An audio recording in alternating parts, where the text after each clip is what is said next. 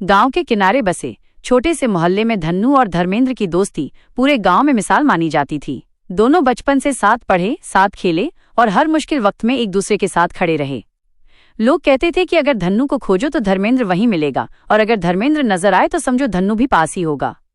धन्नू थोड़ा शांत और सोच समझकर काम करने वाला था, जबकि धर्मेंद्र निडर और तेज तर्रार। दोनों की ये अलग अलग आदतें उनकी दोस्ती को और गहरी बना देती थीं। गांव में कुछ दिनों से अजीब घटनाएं हो रही थीं।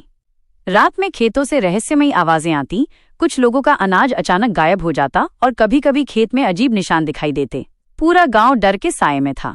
लोग कहते थे कि कोई बूढ़ा साधु रात में आता है और इन सब रहस्यों के पीछे वही है। गांव वालों ने पंचायत में फैसला लिया कि कोई बहादुर युवक इस राज का पर्दाफाश करे। धन्नू और धर्मेंद्र ने बिना सोचे समझे ये जिम्मेदारी उठा ली। अगली रात दोनों दोस्त अपने अपने डंडे और लालटेन लेकर खेतों की ओर निकल पड़े। रात गहरी थी और हवा सन्नाटे को और डरावना बना रही थी। चलते चलते अचानक उन्हें पगडंडी पर गहरे पंजों जैसे निशान दिखे। धर्मेंद्र बोला, धन्नू, ये किसी जंगली जानवर का लग रहा है।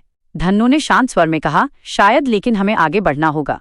दोनों धीरे धीरे उन निशानों के पीछे चलते गए। कुछ दूरी पर उन्हें एक टूटी फूटी झोपड़ी दिखाई दी, जिससे हल्की रोशनी झलक रही थी। जैसे ही वे पास पहुंचे, अचानक दरवाजा चरमराकर खुला और अंदर से सफेद कपड़ों में लिपटा एक अजीब सा आदमी बाहर निकला।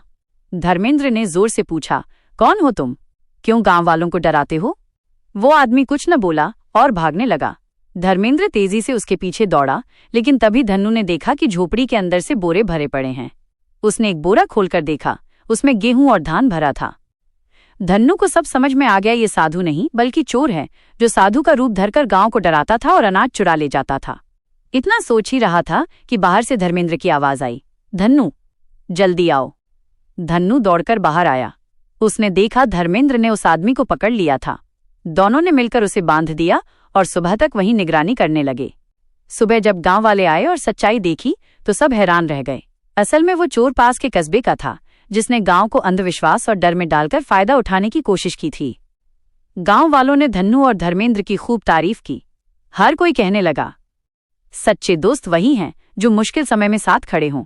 आज धन्नू की समझदारी और धर्मेंद्र की बहादुरी ने गांव को बचा लिया। उस दिन के बाद धन्नू और धर्मेंद्र की दोस्ती न सिर्फ गांव में बल्कि आसपास के इलाकों में भी चर्चा का विषय बन गई।